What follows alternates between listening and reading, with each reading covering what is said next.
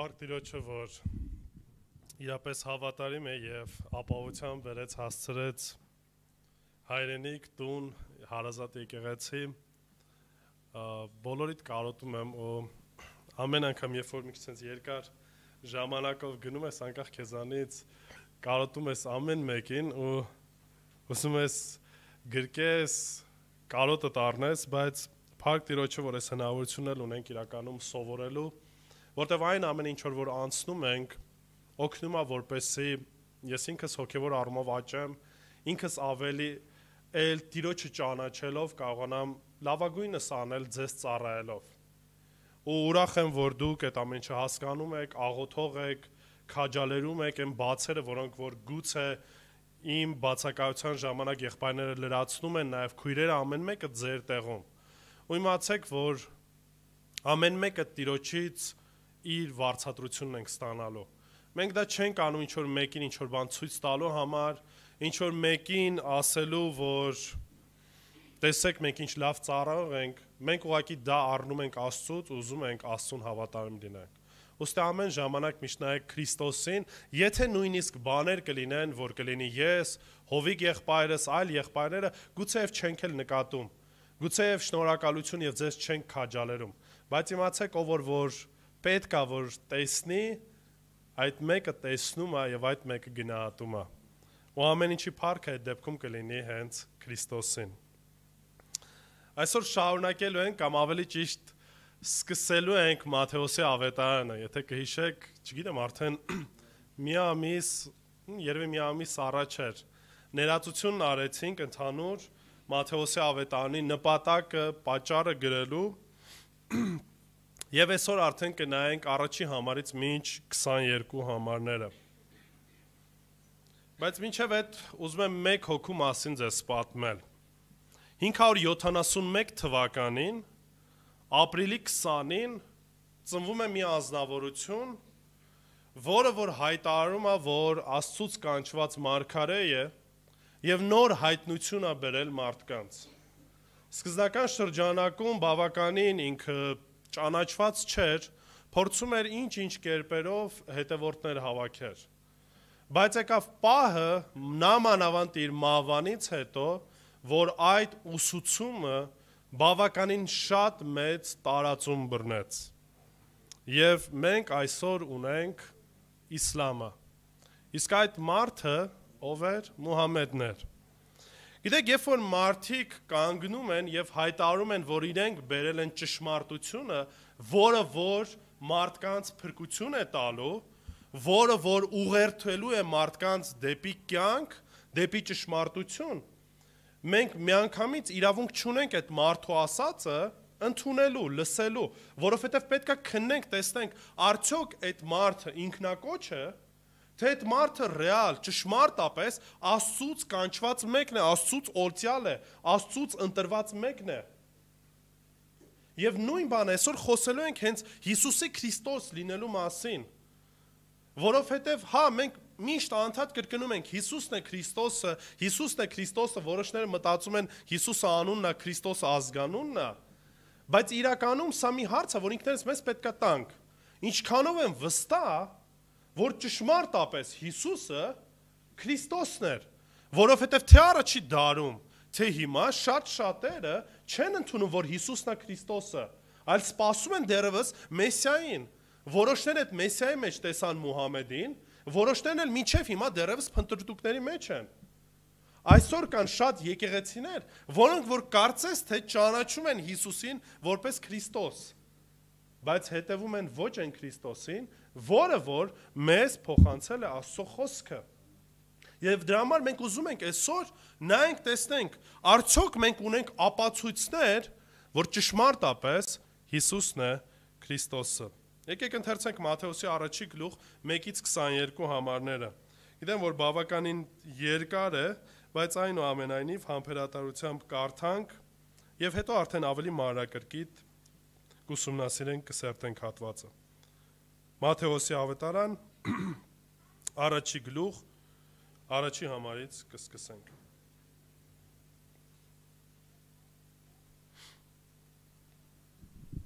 Աբրահամի որդի, Դավթի որդի Հիսուս Քրիստոսի ծննդաբանությունը։ Աբրահամը ծնեց Իսահակին, Իսահակը ծնեց Հակոբին, Հակոբը ծնեց Հուդային ու նրա եղբայրներին։ Հուդան ծնեց Փարեսին ու Զարային Թամարից, Փարեսը ծնեց Եսրոնին, Եսրոնը ծնեց Արամին, Արամը ծնեց Ամինադաբին, Ամինադաբը ծնեց Նաոսին, Նաոսը ծնեց Սաղմոնին, Սաղմոնը ծնեց Բոոսին Ռախաբից, Բոոսը ծնեց Օվբեդին Ռութից, Օվբեդը ծնեց Հեսեին, Հեսեն ծնեց Դավիթ թագավորին, Դավիթ թագավորը ծնեց Սողոմոնին, Ուրիայի կնոջից, Սողոմոնը ծնեց Ռոբովամին,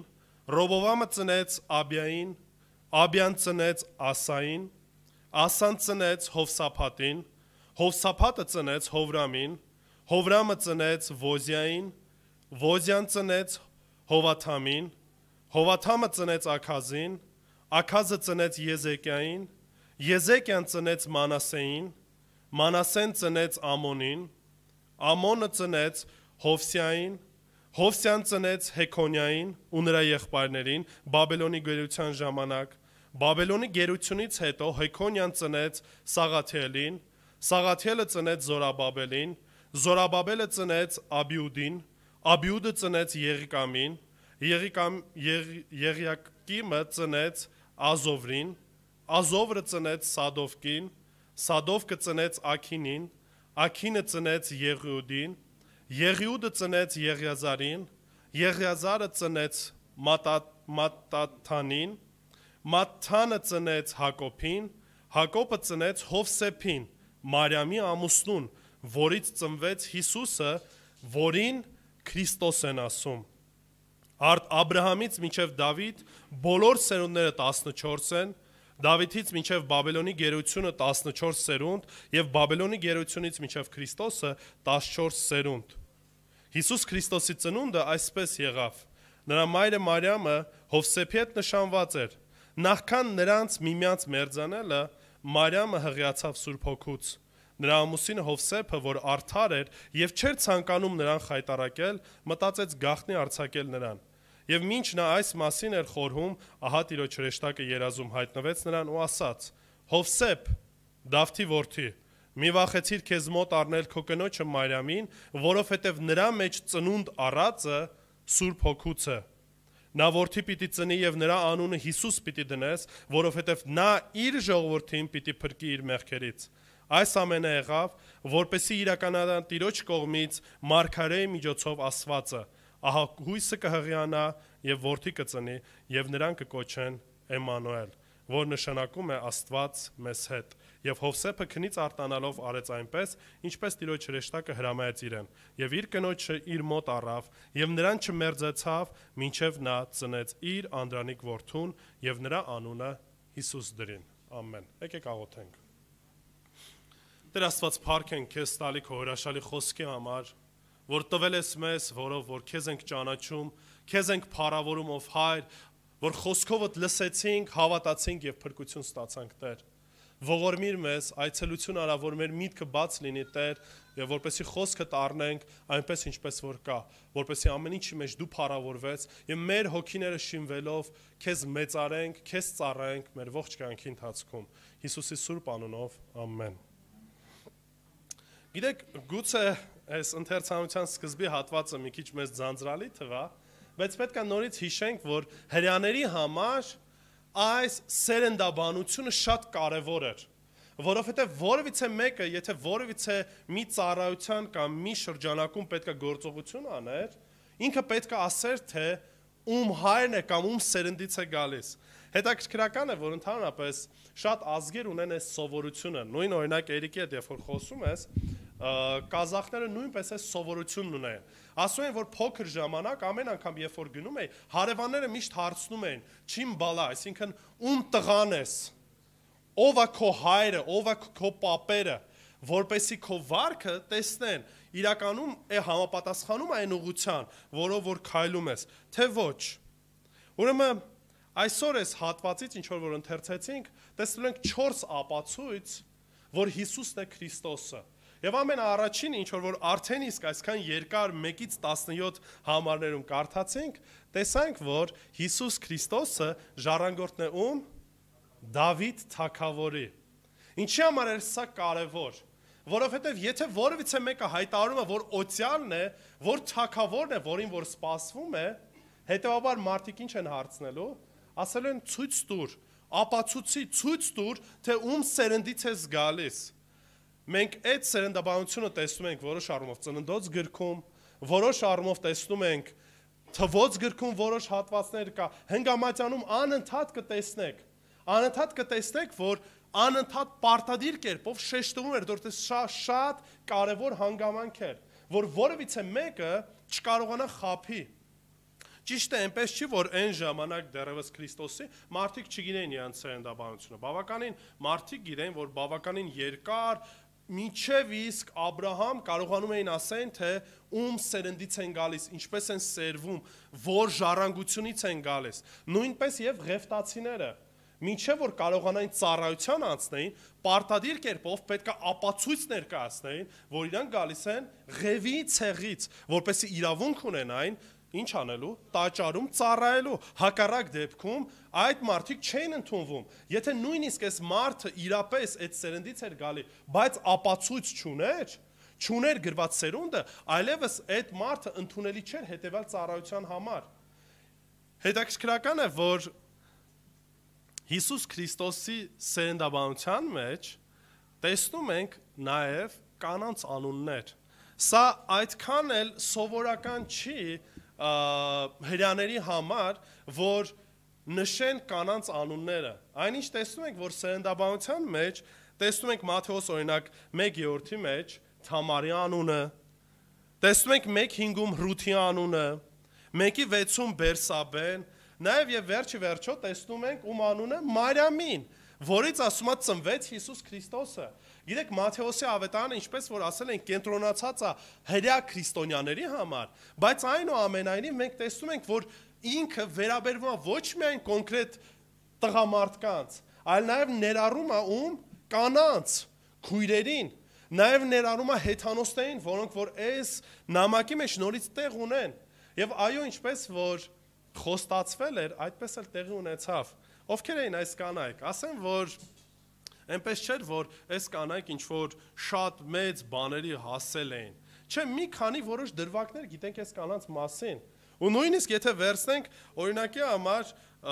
մարդիկ կան, որոնք որ դու չէր պատկերացնի, որ օրինակի համար այդ մարդը կարող է գուցեև տեղ ունենա Հիսուս Քրիստոսի սերնդաբանության մեջ։ Բայց ինչ ենք տեսնում։ Տեսնում ենք, որ Տեր Աստված գերիշխան լինելով այնպես է ամեն բան ծրագրել, որ ըստ Աստծո կամքի ամեն բան իր տեղը ընկավ եւ իր ժամանակին խոստացված Մեսիան ծնունդ առավ։ Հետաքրքրական է, որ եթե նայենք նույնպես վերջի հատվածին, Մատթեոս ավետարանիչը որոշ կերպերով բաց է թողել որոշ անուններ։ Այսինքն, եթե մենք համեմատականի դնենք Հնգամատյանի հետ եւ Մատթեոսի ավետարանի սերնդաբանության մեջ, կտեսնեք, որ որոշ մարդկանց անուններ բացակայում է։ Չեմ ուզում, որ սրա մեջ sense ինչ-որ խնդիր տեսնեք կամ սխալ տեսնեք, սա նորմալ պրակտիկա էր, ինչի որտեվ արդեն իսկ ասել են, որ ավետարանները մեր ժամանակակից հասկացողության ինքնակենսագրություն չեն, որտեղ որ նշվում է մանրակրկիտ թվականը ծնունդի, օրը, ծնողները, այսինքն նման նպատակ չի ունեցել։ Բայց օրինակի համար որոշ աստվածաբաններ կարծում են, որ օրինակ Դավիթ բառը, Դավիթ անունը եբրայերեն տառերը ունեն թվական։ Այդ թվականների գումարը կազմում է 14 թիվը։ Եվ Մատթեոս ավետարանիչը փորձել է այդ որոշ անունները հանելով ստեղծի այս ձևի մի նմանություն, որպեսզի հեշտ լինի հիշվելու 14 սերունդ այս կողմ, 14 սերունդ այն կողմ, ու շեշտում է ում Դավիթին։ Եվ որոշ հենց աստվածաբաններ կարծում են, որ հենց այդ 14 թիվը կամ 14 սերունդը համապատասխանում է սրան, որպեսզի հեշտ լիներ սովորելու, հեշտ լիներ հիշելու, բայց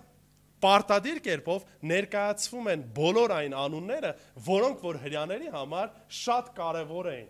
Որոնք էին դրանք, մենք տեսնում ենք Աբրահամին բնականաբար եւ տեսնում ենք Դավիթ թագավորին, որը որ ուղղությամբ գնում էր։ Եվ սա եւս մեկ շատ հստակ ապացույց էր, որ Հիսուսն է Քրիստոսը ինչու, որտեվ նա է ժառանգորդը, Դավթի սերնդից եկած թագավորը։ Երկրորդը, Հիսուս Քրիստոսի ծնունդը գերբնական ծնունդ էր։ Կարդանք 18-ից 19 համարները։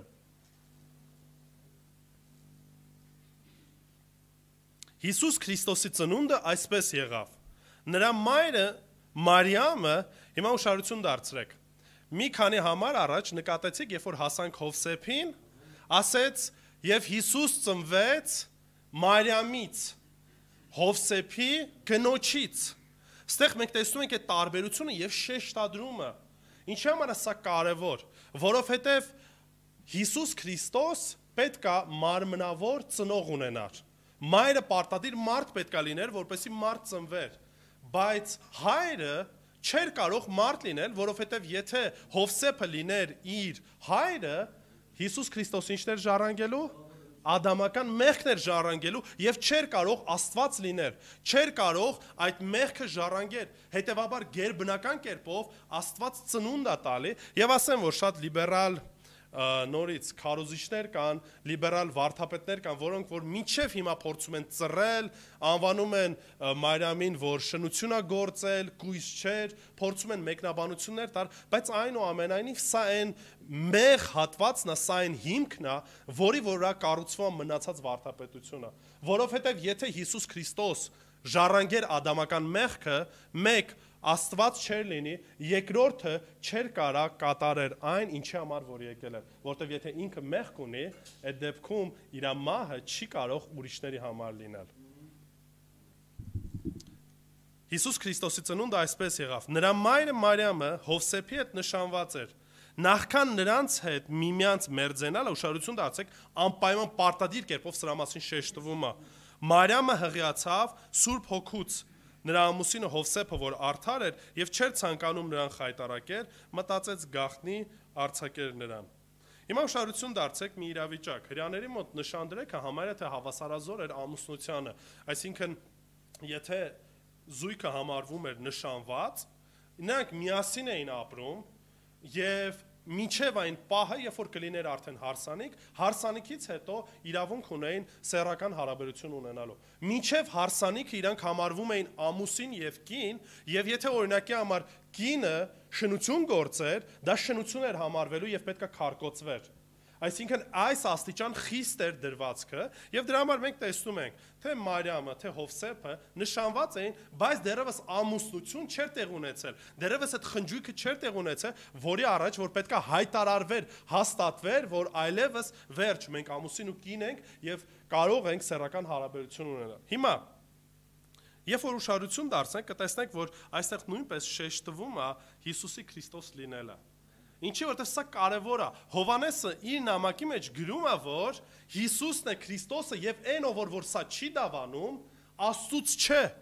Քրիստոս նշանակում է օծյալ, նշանակում է մեսիա, մեկ ում որ սպասում էին։ Դա այն, այսպես ասած, ֆունկցիան է, որը ինքը պետքա կատարեր։ Հիսուս անունը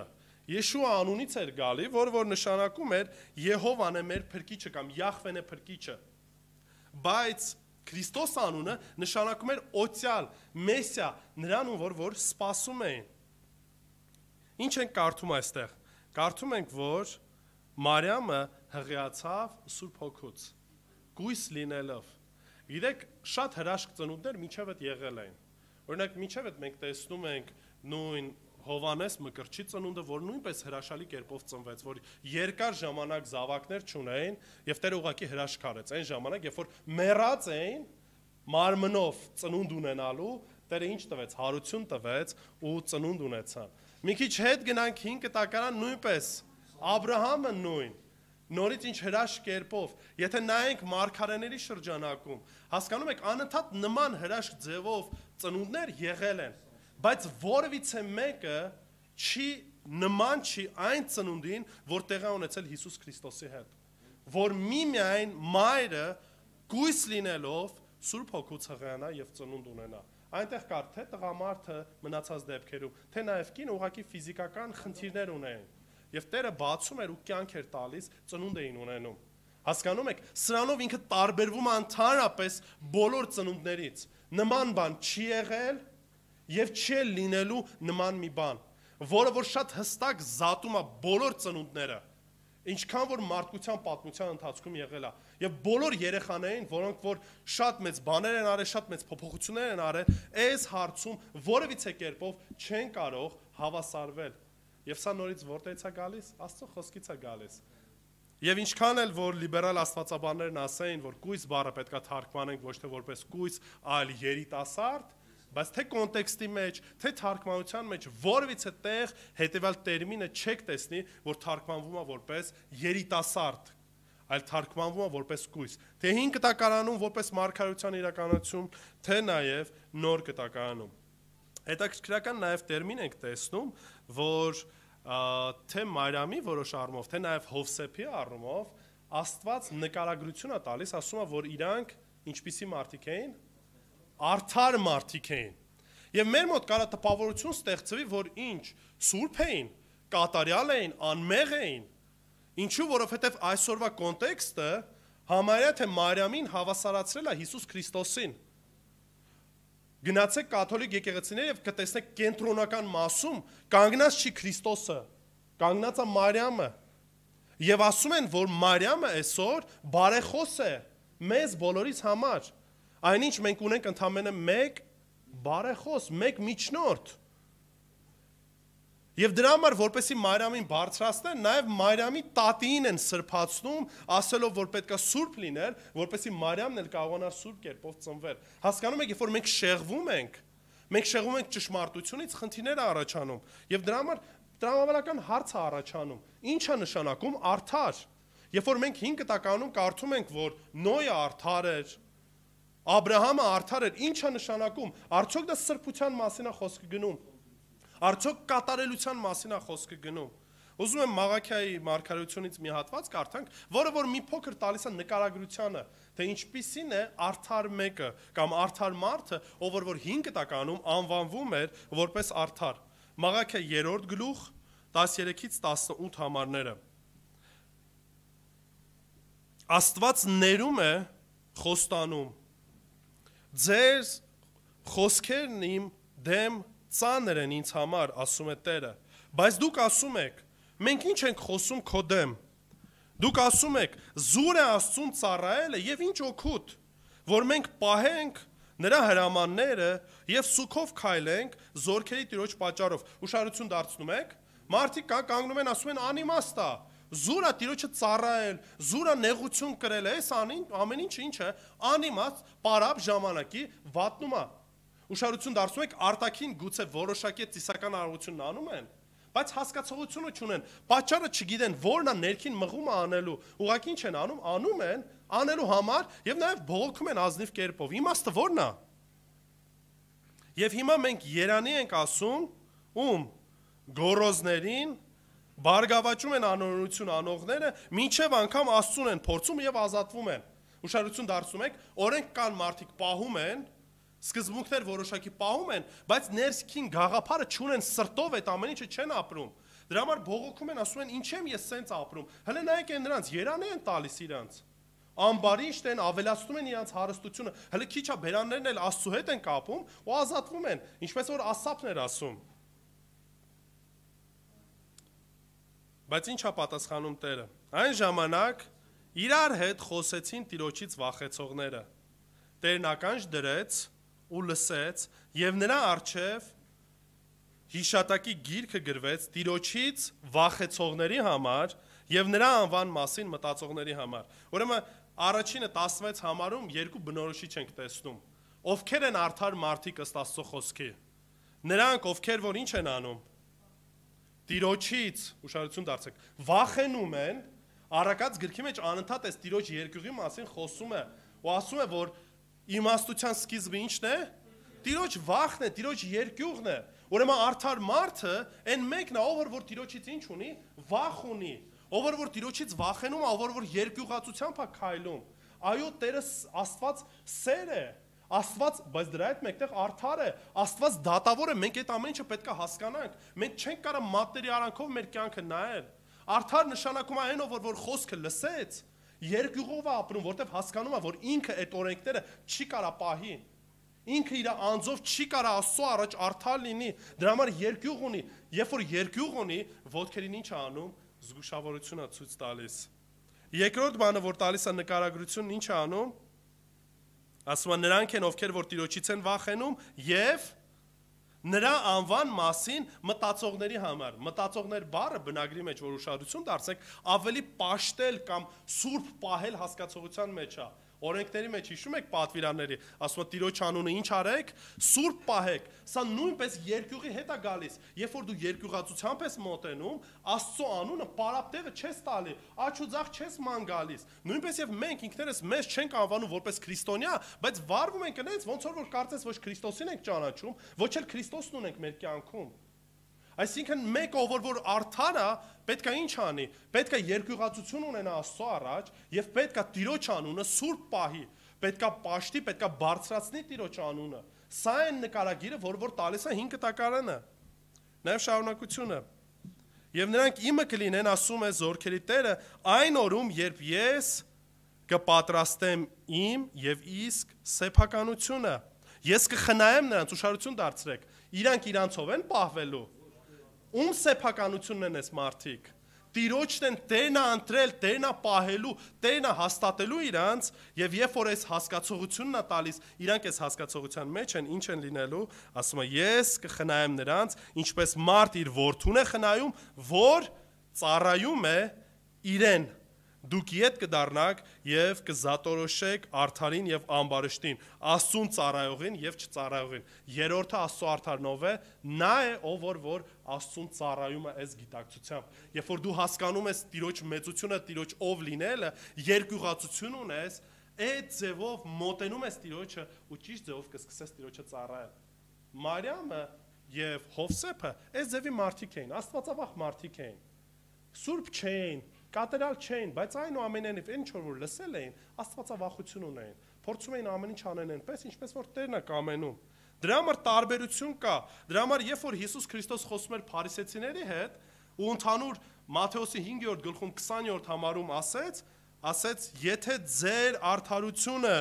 չգերազանցի փարիսեցիների ու դպիրների արդարությունից, երկնքի արքայությանը չեք մտնի։ Ինչու՞։ Որտեվ փարիսեցիներն ու դպիրներն ինչ էին անում։ Արտակնապես արդար էին, գործերով վարվում էին, բայց սրտով են մաղաքիայի գրված նման էին, որ սրտով ուրիշ նպատակների համար էին անում, իրանց փառքի համար էին անում, որ մարդիկ ասեն տեսեք ինչ լավն են։ Դրա համար ասում է, եթե իրանց պես եք վարվելու, այն ժամանակ մարդկանց մտածելակերպն ինչն էր։ Իրանք ամենասուրբ մարդիկ են։ Դու ո՞նց ես ասում, եթե իրանք են սուրբ, մենք ո՞նց կարողանանք այդ վիճակից, մենք ո՞նց կարանք փրկվենք։ Դա համար Եսայի մարգարեության մեջ ասում է ձեր արդարությունն Աստծո առաջ կեղտոտ լաթի պես է կամ դաշտանի լաթի պես է։ Հետևաբար մենք ինքներս մեզանով փրկություն չենք կարող ունենանք։ Տերն է որ մեզ ինչ անում, մեր մեղքերը ներեց, մեզ արդարացրեց, իր արդարությունը տվեց մեզ, որպեսզի մենք էլ արդեն վարվենք արդար կերպով։ Այսինքն Տեր Հիսուս Քրիստոսն է մեզ այդ ուժը տալիս, մեզ արդարացնում, որպեսզի մենք մեր վարքի մեջ վարվենք Աստծո առաջ արդար կերպով։ Հետևաբար մենք որպես եկեղեցի կանչված ենք արդար լինելու եւ այո Հովսեփն ու Մարիամը արդար էին այն շրջանակում, ինչի մեջ որ Տերը իրենց կանչել էր։ Երրորդը Հիսուսն է Քրիստոսը, որովհետեւ հաստատվեց Տիրոջ կողմից։ 20-21 համարները կարդանք։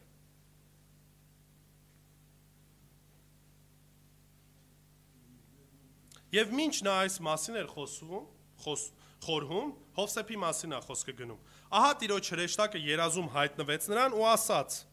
Հովսեփ Դավթի որդի։ Ինչի է շեշտում Դավթի որդի։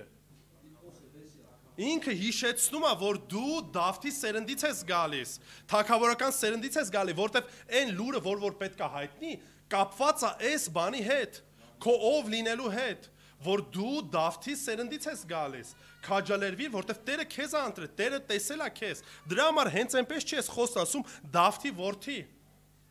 Մի վախեցիր քեզ մոտ առնել քո կնոջը Մարիամին, որովհետև նրա մեջ ծնունդ առածը ումից է, Սուրբ Հոգուց է։ Նա որդի պիտի ծնի եւ նրա անունը Հիսուս պիտի դնես։ Արդեն ասացինք, որ Հիսուս նշանակում էր Յահվեն փրկիչն է կամ Եհովան կփրկի մեզ։ մինչև այդ անունը կրողներ եղել էին։ Շատ կրողներ եղել էին, Հիսուսի ժամանակ էլ էին կրողներ լինում, հիմա էլ օրինակի համար Խեսուս անունը վստահ եմ շատերդ լսել եք, այդ նույն արմատն ունի, մարդիկ կրում են մինչև հիմա։ Այն ժամանակ ուղղակի մարդիկ ովքեր որ գալիս էին այդ հույսով էին, իսկ Հիսուս Քրիստոս իրապես Տիրոջից այն փրկություններ, որին որ մենք սպասում ենք։ Դրա համար ասում է, որ ինչ պետք է անես, Հիսուս պետք է դնես, որովհետև նա իր ժողովրդին պետք է փրկի իր մեղքերից։ Հետաքրքիր է, մարդիկ Հիսուսին են դառնում, մարդիկ Տիրոջ մեջ փրկություն են փնտրում, ու ակնկալում են, որ Տերը մեզ պետք է փրկի սովից, աղքատությունից, ցավերից, հիվանդություններից, թշնամիներից, գուցե մեր առօրյա խնդիրներից, խնդիրներից, մեզ անիծողներից, այս մարդկանցից կամ այս իրավիճակներից մեզ պետք է փրկի։ Չէ, մեզ պետք է փրկի մեղքերից, սա այն հարցն է, որի համար Հիսուս Քրիստոսն եկել է։ Եթե ես Քրիստոսի մեջ չեմ տեսնում, չեմ փափագում, շնորհակալություն չեմ հայտնում, այն համար ինչ որ ինքը արել է, խաչի վրա իմ մեղքերի համար, մնացածը սաղ անիմաստ է, հասկանում եք։ Եթե դուք հետևում եք Քրիստոսին, որպեսզի հաջողություն ունենաք, որպեսզի առողջ լինեք, որպեսզի ասեն, որ դուք սուրբ եք, արդար եք, սխալ Քրիստոսի հետևից եք գնում։ Քրիստոս դրա համար չէր եկել։ Այն Հիսուսը, որ Քրիստոսն է, եկել է որպեսզի իր ժողովրդին փրկի մեղքերից, որոնք որ մեր կյանքում են, դրա համար ասում Յահվեն պիտի փրկի, դրա համար եմ ասում, որ մարդը ինքը իր ուժերով, ինքը իր կարողություններով արդար չի կարող լինի։ Դրա համար Տերը Տիրոջ արդարությունը մեզ վերագրվեց։ Մենք որդեգրվեցինք, արդարացվեցինք, սրբացվեցինք ու Տիրոջ զավակ ենք կոչվում սրա համար։ Մենք լավը չենք, ես լավը չեմ։ Եթե լավը լինեի, այստեղ չի լինի։ Որտեվ որից մեկը չկա, եթե լավն եմ ու անունով ասում լավն եմ, ուրեմն սուտասան եմ։ Ուրեմն չեմ հասկացել իրապես իմ ով լինելը։ Ուրա մինչև հիմա չեմ հասկացել ավետարանի իմաստը։ Գուցե ասեք, այս ամեն ինչը լսել ենք 1000 անգամ։ Ավետարանը սիրելներ, անապաշխար մարդկանց համար չի։ Ավետարանը եկեղեցու համար է, ինձ համար է, որպեսզի եւս մեկ անգամ հաստատվեմ, որ Հիսուս Քրիստոս եկավ եւ մահացավ իմ մեղքերի համար, որպեսզի ես կյանք ունենամ, որպեսզի ես փրկություն ունենամ։ Ու սա իմ մասին չէ, սա Հիսուս Քրիստոսի մասին է։ Ես սա է մեր հավատքի հիմքը։ Այլ ուրիշ հիմքեր չունենք, որտեղ մնացած բոլոր հիմքերը քանդվելու են, անցնելու են գնան։ Հիսուսն է այն ժայռը, Հիսուս Քրիստոսն է այն ժայռը, որի վրա կառուցվում է մեր հավատքը, մեր կյանքը, մեր եկեղեցին։ Նա է կենտրոնը ամեն բանի։ Եթե չենք գիտակցում, որ մեռած ենք ու Հիսուսով կյանք ունեցանք, ուրեմն գուցե փրկություն չունենք։ Ուրեմն գուցե եւ այսքան ժամանակ ապրել ենք անիմաստ։ Եվ այսօր առիթը կա, ամեն վարքյան առիթը կա դարձի գալու, խոստովանելու մեր մեղքերը, ընդունելու Հիսուսին որպես Տեր ու Փրկիչ, ընդունելու, որ Հիսուսն է ով Քրիստոսը Մեսիան, որը որ փրկություն դարձավ մեզ համար։ Եվ այո, հաղորդությունը հիշեցումն է սրա մասին, որ իր արյունը թափեց, իր մարմինը տվեց, որպեսզի ես եւ դու եւ կյանք ունենանք։ Այլ բանի համար չի տվել, սիրելիներ։ Կներեք, ես չեմ կարող խոստանալ, որ եթե Տիրոջը դառնաք, ամեն բան լավ է լինելու։ Ձեր զավակները խնդիր չեն ունենալու, չեմ կարող խոստանալ։ Կարամ մի բան, բայց խոստանամ, որ եթե հավատացիք, փրկություն ունեք, որ եթե այստեղ ձեր աչքերը փակեցիք, Տիրոջ հետ եք անցկացնելու հավիտենականությունը։ Կարամ խոստանամ, որ նեղության ժամանակ Հիսուս Քրիստոս ասեց, որ ձեր հետ եմ լինելու, մենակ չեք լինելու։ Սա իր խոսքն է ասում։ Ուրեմն Հիսուսն է Քրիստոսը, որտեղ Աստված ինքը իր հրեշտակին ուղարկեց ու ասեց, որ այն ով որ ծնվելու է, պետք է անունը դնես Հիսուս ու ինքը Սուրբ Հոգուց է։ Ինքն է այն փրկությունը, որ գալու է մարդկության փրկությունը լինելու։ Եվ սա ոչ միայն ծնունդի ժամանակ եղավ, այլ նաև Հիսուսի կյանքի ընթացքում։ Գոնե ամենակիչը 2 անգամ շատ հստակ տեսնում ենք։ Մկրտության օրը Աստված երկնքից խոսեց ու ասեց. «Սա է իմ սիրելի որդին, նրան լսեք, նրան հավատացեք»։ Եվ նույնը, երբ որ բարձրացել էին լեռան վրա, այդ ժամանակ առաքյալներին նորից նույն խոսքը, որ սա է իմ որդին, լսեք այն ամեն ինչ որ ասում է, Աստված ինքը հաստատեց, որ Հիսուսն է Քրիստոսը։ Մնացած բոլոր եկողները, ովքեր որ այս հաստատությունը չունեն, խաբեբա են, եւ Տեր Հիսուս շատ հստակ ասեց. ինձանից հետո շատ Քրիստոսներ գալու են եւ արդեն եկել են։ Եվ այսօր էլ կան։ Նայեք աղանդներին կտեսնեք, որ նույն ձևով են գալի, ներկայանում են որպես Քրիստոս, ներկայանում են որպես Փրկիչ, ներկայանում են որպես Քրիստոսի հետևորդ, բայց ուրիշ ավետարան են տալիս։ զգուշ պետք է լինենք ով է Հիսուսը։ Արդյոք Քրիստոսին ենք հետևում, թե ուրիշ Հիսուսներին ենք հետևում։ Եվ վերջինը Հիսուսն է Քրիստոսը, որովհետև այն ամեն ինչ որ գրված էր խոսքով, հաստատվեց, իրականություն դարձավ Քրիստոսի կյանքում։ 22 համարը կարդանք։ Այն ամենը եղավ, որպեսզի իրականանար Տիրոջ կողմից մարգարեի միջով ասվածը։ Ահա կույսը կհրյանա եւ որդի կծնի եւ նրան կկոչեն Էմանուել։ Ուշադրություն դարձեք այս ամեն ինչից հետո նորից Մատթեոս ավետարանիչը ինչն է առաջ բերում, ոչ թե հրաշքն է կարևորում առաջնային, ոչ թե այն ինչ որ տեղի էր ունեցել, նույնիսկ հրեշտակին առաջնային կարևորություն չի տալի, այլ բերում է առաջնային որպես հիմք, որ այսպես է ասվել խոսքը եւ խոսքը իրականություն դարձավ։ Մեր կյանքի ուղեցույցը մեր զգացմունքները չեն։ Մեր կյանքի ուղեցույցը հրեշտակը չի, եթե նույնիսկ հայտնվի։ Մեր կյանքի ուղեցույցը մեր սիրտը չի, որը որ մեզ ինչ որ բաներ է ասում։ Մեր կյանքի ուղեցույցը Աստծո խոսքը պետք է լինի, որը որ վկայեց, որ Հիսուսն է Քրիստոսը, ով պետք է ծնվեր կույս Մարիամից։ Մենք ինչ գիտենք մարգարություններից, շատ մարգարություններ կան, բայց ուզում եմ գոնե մի քանիսին ուշադրություն դարձնենք։ Ծննդոց 3:15 համարի մեջ իմացանք, որ այն մեկը, որ ջախջախելու է սատանայի գլուխը, ծնվել է ումից, կնոջից է ծնվելու։ Եվ դրա համար է շեշտում, որ ծնվել է ոչ թե Հովսեփից, այլ Մարիամից։ Բայց որպես հայր ստացել է այդ ժառանգությունը, որպես ինքն էլ կոչվի Դավթի որդի։ Ծննդոց 22:18 կարդում ենք, որ պետքա դուրս գա ումից Աբրահամի սերնդից։ Սերնդաբանության մեջ մենք տեսանք Աբրահամին։ Այո, տեսանք Աբրահամին։ Դրա համար ասում է, որ խոսքը հաստատեց, որ Հիսուս Քրիստոս սերվել է կամ եկել է Աբրահամի սերնդից։ Ծննդոց 49:10 ավելի է նեղանում, Աբրահամի սերնդից էր, բայց Աբրահամի սերնդից լինելով պետք է նաև լինի Հուդայի ցեղից։ Մենք Մատթեոսի ավետարանում դա տեսանք, այո տեսանք եւ այդ ամեն ինչը հաստատվեց։ Դրա համար ենք ասում, որ Հիսուսն է Քրիստոսը, որովհետեւ խոսքը այդ ամենը հաստատեց։ Ավելի նեղանանք։ Ում տնից պետք է լիներ, Դավթի տնից պետք է լիներ։ Երկրորդ Թագավորաց 7-րդ գլուխ 12-ից 13 համարները խոսում են սրա մասին, որ երբ որ տրվեց ուխտը, որ քո թագավորությունը լինելու է հավիտյան, բայց մենք գիտենք, որ Դավիթը մահացավ, Սողոմոնը որոշ առումով ընդլայնեց թագավորությունը, բայց հետո բաժանվեց, ջախջախվեց, ու այսօր այն թագավորությունը, որ մենք Իսրայել որպես տեսնում ենք, հեչ էլ նման չէ այն թագավորությանը, որը որ Աստծո խոսքի մեջ տրված էր։ Այդ թագավորությունը հիմնվեց Հիսուս Քրիստոսի օրոք։ Երբ որ եկավ, ու իր թագավորություն հիմնեց, ու ասաց ինչ արեք, գնացեք ու աղոթեք Տիրոջը, որպեսզի այդ թագավորությունը ընդլայնվի։ Մենք ենք Տիրոջ թագավորությունը։ Մենք ենք Տիրոջ թագավորությունը, եւ այո, ինչպես որ եղբայրս ասեց, մենք սպասում ենք Հիսուսին Մեսիային, որ պետք է երկրորդ անգամ գա, ու արդեն ֆիզիկական հազարամյա թագավորություն հիմնի։ Ու դրանից հետո կլինի արդեն նոր երկինքը ու նոր երկիրը, ու այլևս մեղք, այլևս ցավ, այլևս արցունք չի լինելու։ Դրա համար մենք հավատում ենք այն Հիսուսին, ով որ թե սերնդաբանությամբ, թե իր խոսքով, թե հրաշքով, թե Աստծո կողմից հաստատվեց, որ մեր Հիսուսը հենց այն Քրիստոսն է, որին մենք պաշտում ենք ու հետևում ենք։ Եկեք իրապես մեր ճանապարհներն ուղղենք։ Եկեք փորձենք տեսնել ու եւս մեկ անգամ մտածենք։ Եթե Տերը մեզ ընտրել է, եթե իր զավակն ենք, եթե հետևում ենք այդ Քրիստոսին, ուրեմն ապրենք այնպես, ինչպես որ Տերն է կամենում։ Այո,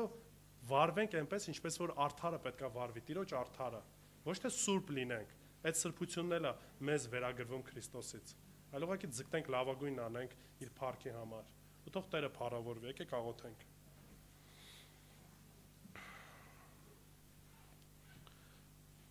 Տեր Աստված, փառք ենք քեզ տալի, որտեվ դու հավատարիմ Աստված ես։